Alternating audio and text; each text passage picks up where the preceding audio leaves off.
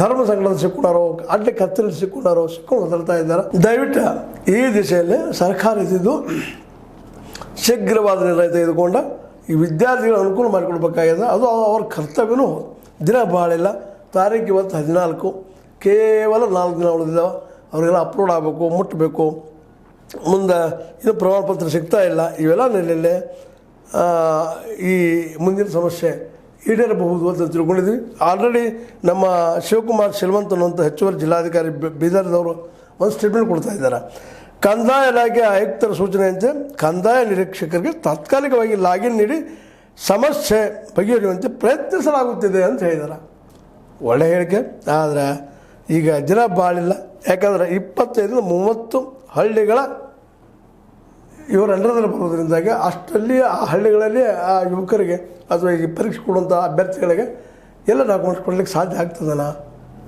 ಇದು ಎಲ್ಲ ಕಡೆ ಇದ್ದಂಥ ಪರಿಸ್ಥಿತಿ.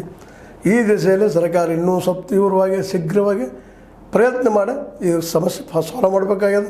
ಸಾಲ್ವ್ ಮಾಡೋ ಜೊತೆಗೆ ಅದ್ರ ಜೊತೆಗೆ ನಮ್ಮ ಕಂದಾಯ ಅಧಿಕಾರಿಗಳಾದ್ರ ಸಹಿತ ಇವರ ಸೇವೆಗಾಗಿ ಅವರನ್ನು ತೆಗೆದುಕೊಂಡಿದ್ದಾರೆ. ಇದು ಅವ್ರ ತಲೆಯಲ್ಲಿ ಇರಬೇಕಾಗ್ಯದ.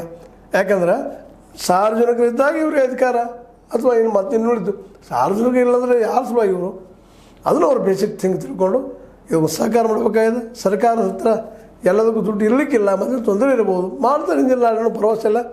ಅಟ್ಲೀಸ್ಟ್ ನಿಮಗೊಂದು ಉದ್ಯೋಗ ಇರೋದು, ಇನ್ನೂ ಉದ್ಯೋಗ ಸಿಗಲಾರಂತ ಎಷ್ಟೋ ಜನ ಇದ್ದಾರೆ ಈ ದೇಶದಲ್ಲ.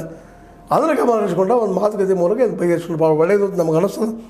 ಇನ್ನು ನೋಡೋಣ ಗೌರ್ಮೆಂಟ್ ಯಾವಾಗ ಇವರಿಗೆಲ್ಲ ಪರಿಹಾರ ಆಗ್ತದೆ 2 ದಿನದಲ್ಲಿ ನೀಡ್ತಾರೆ ಅಂತ ಹೇಳ್ತಾ, ಒಂದೇದಾಗೆ ಕಂದಾಯ ಇಲಾಖೆ ಅಧಿಕಾರಿಗಳ ಸಮಸ್ಯೆಗೆ ಸ್ಪಂದಿಸೋ ಜೊತೆಗೆ ಅವರು ಸಹ ವಿದ್ಯಾರ್ಥಿಗಳ ಸಮಸ್ಯೆಗೆ ಸ್ಪಂದಿಸೋ ಜೊತೆಗೆ ಈ ಸಮಸ್ಯೆನ ಪರಿಹಾರ ಮಾಡಿಕೊಂಡ್ರೆ ಭಾಳ ಉತ್ತಮ ಅಂತ ಅನ್ನಿಸ್ತಾ ಅದ.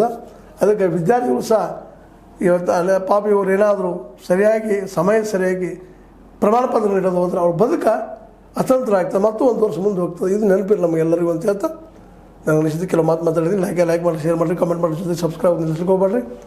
ಯಾತ್ 16 ನ್ಯೂಸ್ ಅರ್ಧ ದೇಶದ ಆರಂಭ ಸತ್ಯ ಕೈಗಿರಲಿ. ವಂದನೆಗಳು.